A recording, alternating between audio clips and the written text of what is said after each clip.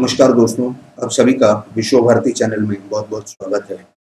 आज हम आपको एजुकेशन सेक्टर के विषय में एक बहुत बड़ी डेवलपमेंट हुई है, उस विषय में हम आपको जानकारी देने जा रहे हैं।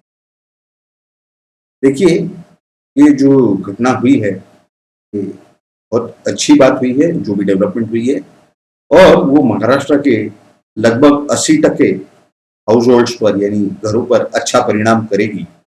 इसकी हमें खातिरी है, इसकी हमें जानकारी है पूरी। आप इस वीडियो के अंत तक हमारे साथ बने रहें ताकि आपको ये पूरी जानकारी समझ में आ जाए और इसके पीछे की जो राजनीति है वो भी आपके समझ में आ जाए। देखिए, ये बात है मई की। मई इसी साल 2021 में सुप्रीम कोर्ट का एक ऑर्डर हुआ था, आदेश हुआ था राजस्थान सरकार पर। अब इसका असर महाराष्ट्र पे कैसे पड़ता है ये हम आपको बताते हैं, लेकिन ये समझने के लिए आपको ये बात पूरी बात सुनना और समझना जरूरी है कि जो सुप्रीम कोर्ट का ऑर्डर हुआ था कि वहां के जो प्राइवेट स्कूल के विद्यार्थी थे उनके माता पिता ने वहां पर ये पिटीशन की थी सुप्रीम कोर्ट में कि हमारे जो बच्चे जिस स्कूल में जाते हैं वो प्राइवेट स्कूल है और वहां पर जो उनके फैसिलिटीज यूज नहीं हो रहे, जैसे कि क्लासरूम की लाइट्स या कॉरिडोर की लाइट्स या लेबोरेटरी उनकी, या फिर उनकी जो आईटी लेबोरेटरी यानी कंप्यूटर की लेबोरेटरी, ये सब जो जगह है वो यूज नहीं हो रही है और उसका पूरा खर्चा जो है वो स्कूल को या उनकी संस्थाओं को पूरी तरह से बच रहा है। तो उसके हमें उसका उतनी रियायत देनी चाहिए, यानी कि जो कि सुप्रीम कोर्ट तय करे। तो उस विषय में सुप्रीम कोर्ट ने मई में आदेश दिया था कि 15% की उनकी फीस की जो है वो कपात होगी, उतना उन्हें डिस्काउंट दिया जाएगा, उतनी फीस उन्होंने कम भरनी है। अब क्योंकि एक बार जब सुप्रीम कोर्ट का आदेश होता है तो वो वैसे तो सभी राज्यों ने को लागू कर देना चाहिए उस तरह से, क्योंकि वो सभी जगह वही पेंडेमिक के वही हालात थे, ऑनलाइन सब कुछ चल रहा था। लेकिन इसमें कई सारे राज्यों ने किया, कई सारे राज्यों ने नहीं किया। वो वहां पर बात आई महाराष्ट्र की। तो महाराष्ट्र में कुछ ऐसा हुआ कि ये फीस का तो ऑर्डर आ गया, लेकिन एक और विषय प्रलंबित था महाराष्ट्र में। वो ये था कि प्राइवेट जो स्कूल है, जितनी पाठशालाएं हैं, इनमें से जो विद्यार्थियों को निकाला जा रहा था due to non payment of fees, यानी जो स्कूल की जो फीस होती है वो न भरने के कारण। अब देखिए, इस पेंडेमिक के हालत में लोगों के पास पैसे नहीं थे, कई सारे लोगों की, लाखों लोगों की नौकरियां चली गई, कई सारों की जो सैलरी है वो हाफ सैलरी यानी आधी पगार पर लोग ऑनलाइन काम कर रहे हैं। तो इसेंशियल सर्विसेज में वो घर से बाहर जाकर के रिस्क लेकर के काम कर रहे हैं ताकि अपने परिवार का पेट पाला जा सके। ऐसे हालात में वो फीस कैसे भर सकते थे? तो इस विषय में एक गवर्नमेंट का नोटिफिकेशन निकला, उसके पहले एक जीआर हुआ, और ये 16 जून बुधवार का दिन था। तब उसमें ये लाया गया था, जो कि आधा अधूरी बात थी पूरी, यानी सिर्फ 8वीं कक्षा से लेके 10वीं कक्षा तक के जो विद्यार्थी हैं उसमें से अगर किसी को निकाला गया यानी प्राइवेट स्कूल से, तो उन्हें जो पब्लिक स्कूल है यानी गवर्नमेंट की हो, म्यूनिसिपैलिटी की हो, म्यूनिसिपल कॉर्पोरेशन हो यानी नगर पालिका, महानगर पालिका, जिला परिषद, ग्राम पंचायत, जिसकी भी स्कूल हो, वहां पर विदाउट लिविंग सर्टिफिकेट के, बिना लिविंग सर्टिफिकेट के उन्हें प्रवेश दिया जाए। अब देखिए, लिविंग सर्टिफिकेट का मसला ऐसा है कि प्राइवेट स्कूल लिविंग सर्टिफिकेट देते ही नहीं है, यानी जिसको मराठी में शाळा सोडल्याचा दाखला कहते हैं, क्योंकि उनकी फीस उन्हें नहीं मिली है। जब तक वो फीस प्राप्त नहीं होगी तब तक वो एलसी नहीं देंगे, लिविंग सर्टिफिकेट नहीं देंगे। तो ऐसे हालात में उन्हें प्रवेश देने के ये जो आदेश आए, ये जो नोटिफिकेशन निकला, इसमें जो गड़बड़ थी इसे बराबर पकड़ा हमारे यहाँ पर महाराष्ट्र में भारतीय जनता पार्टी महाराष्ट्र प्रदेश के सचिव हैं दिव्या डोले जी। उन्होंने जो इसकी पूरी जानकारी लेने की कोशिश की और इसी दौरान हमारे साथ उनकी बातचीत भी हुई। तो हमारे पास वो नोटिफिकेशन आ चुका था, तो हमने उन्हें वो भेज दिया। उन्होंने हमारे से पूछा भी था कि इसमें कुछ गड़बड़ है क्या। मैं कहा, आप ढूंढ के निकालिए, अगर आपको नहीं समझ में आए कि गड़बड़, हम आपको जरूर इसमें गाइड करेंगे।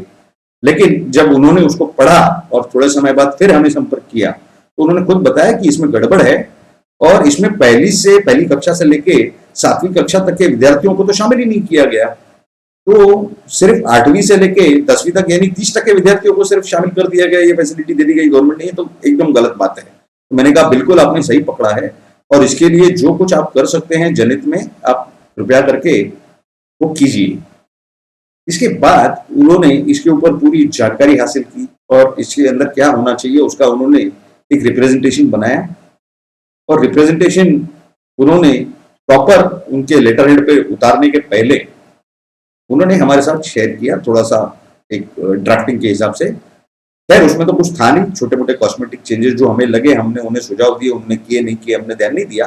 लेकिन उन्होंने उसके बाद मंगलवार 29 जून को महाराष्ट्र की जो शिक्षा मंत्री हैं, जिसे महाराष्ट्र में मराठी में शिक्षा मंत्री कहा जाता है, वर्षा गायकवाड़ जी, उनके साथ इन्होंने एक अपना शिष्टमंडल लेकर के गए, वहां पर रिप्रेजेंटेशन लेकर के गए और अपना जो रिप्रेजेंटेशन है वो उन्हें दिया और उन्हें समझाई कि ऐसी ऐसी बात है और ये प्रॉब्लम है और ये जनहित में ये सब सुधार लाना और ये सब में करेक्शन होना बहुत जरूरी है। देखिए, विरोधी पक्ष में यानी विपक्ष में रहकर भारतीय जनता पार्टी विपक्ष में है और उसी के प्रदेश की सचिव है दिव्या डोले। वो राजनीति करना उनके लिए बहुत आसान है कि ये कैमरा और ये मीडिया के माइक के सामने कुछ भी अनाप शनाप बक देना, जैसे कि काफी सारे भारतीय जनता पार्टी के दूसरे जो नए आए हुए लोग हैं वो कर रहे हैं। लेकिन प्रैक्टिकली जनता के प्रॉब्लम समझना और उसे सॉल्व करना, और वो सॉल्व करने के लिए जिस भी पार्टी की सरकार हो उसे उसके संबंधित विभाग के मंत्री को, संबंधित मंत्रालय के मंत्री को मिलकर के उसे प्रॉब्लम बताना, समझाना और उसे कन्विंस करना कि ये क्या प्रॉब्लम है और किस तरह से सॉल्व हो सकता है और इसके सिवा कोई और रास्ता है या नहीं है या जो भी, और इस तरीके से प्रॉब्लम सॉल्व करना और जनता को उनका जो मनचाहा रिजल्ट है, जिसकी उन्हें जरूरत है, जिसका वो बेकरारी से इंतजार कर रही है जनता, वो प्राप्त करके देना, ये अपने आप में एक अलग ही और बड़ा महत्व रखता है। तो ये काम उन्होंने किया और ये 29 जून मंगलवार के बाद में आज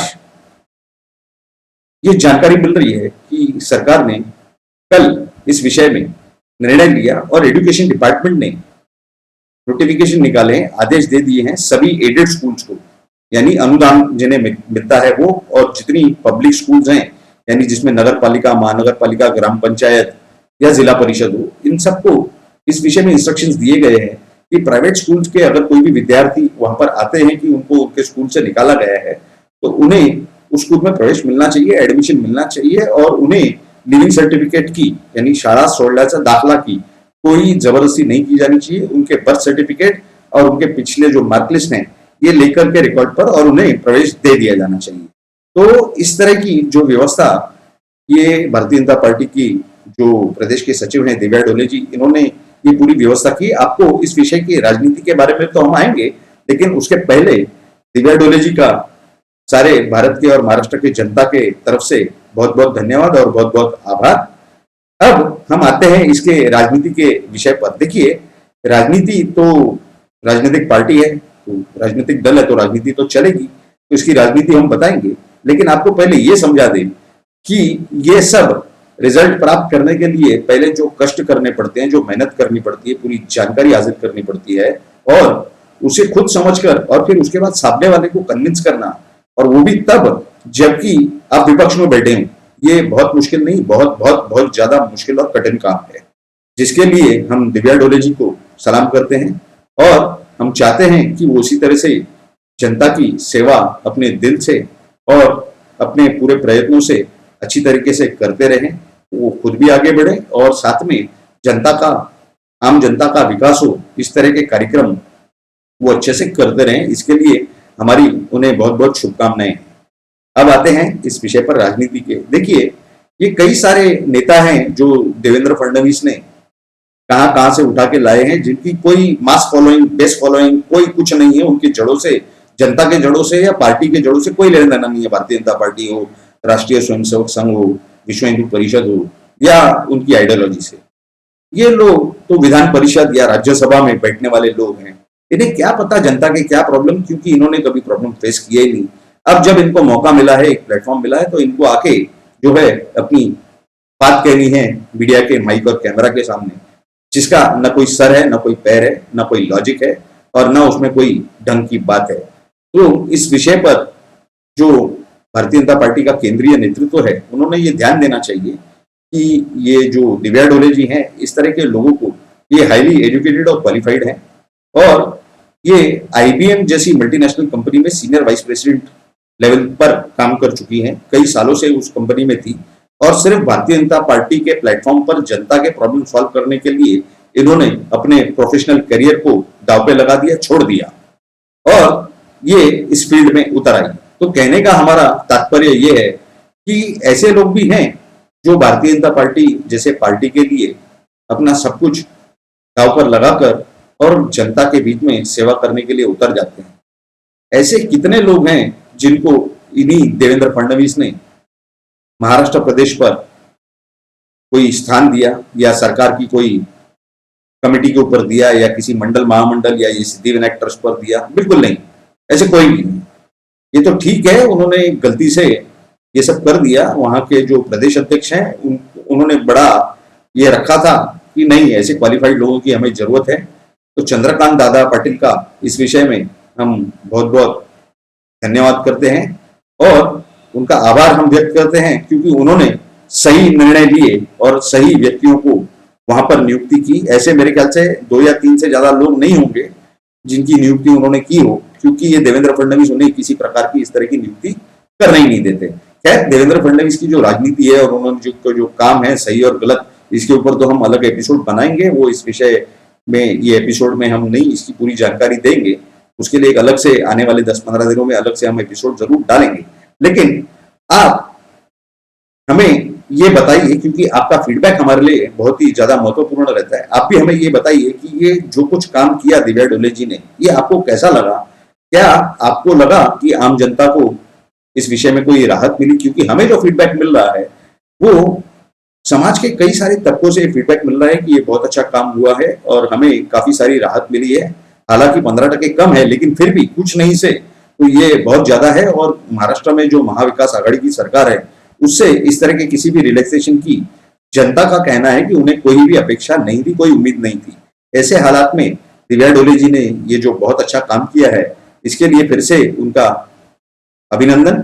और आप सभी ने इस वीडियो को यहाँ अंत तक देखा, इसके लिए आप सभी का बहुत बहुत धन्यवाद। लेकिन इसके पहले कि हम ये एपिसोड समाप्त करें, आपको बहुत जरूरी एक विषय बताना चाहते हैं कि आप सभी लोग जो हैं, इसमें से मुझे लगता है कि सिर्फ जितने लोग हमारे वीडियोस देखते हैं, हमारे एपिसोड्स देखते हैं, उसमें से कई सारे लोग ऐसे हैं जो अपने नोटिफिकेशंस ऑन नहीं करके रखते। जो सब्सक्राइब बटन है उसे दबा करने के बाद में बाजू में एक बेल का आइकन है, उसके ऊपर आपको ऑल दबाकर और वहां क्लिक करके ऑल का ऑप्शन आता है, उसे क्लिक कीजिए ताकि आपको हमारे सारे वीडियोस की सही सही समय पर जानकारी मिल सके।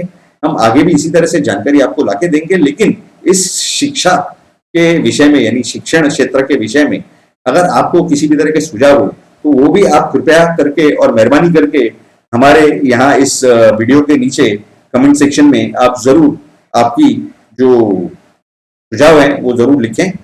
और उससे भी ज्यादा हमारी आपसे ये विनंती है कि आप हमारे इस वीडियो को लाइक करें और जिस भी विषय में आपको जानकारी की जरूरत हो, आप जरूर हमें इस नीचे कमेंट बॉक्स में आपका कमेंट दे करके, आपके सुझाव दे करके हमें इस बारे में अवगत करें, ताकि हम उस विषय पर आपके लिए वीडियो बना करके, एपिसोड बना करके हमारे YouTube चैनल पर अपलोड करें। आप जरूर हमारे इस चैनल के सारे वीडियो या जो भी वीडियो आपको अच्छे लगते हो वो जरूर अपने रिश्तेदारों से, दोस्तों से, आपके कलीग्स से शेयर करें, ताकि हमें और प्रोत्साहन मिले और हम और अच्छी जानकारी और आप लोगों को जो जानकारी की जरूरत है उस तरह की जानकारी आपके सामने लाकर रख सके। आप सभी का फिर से एक बार बहुत बहुत धन्यवाद। भारत माता की जय। जय हिंद।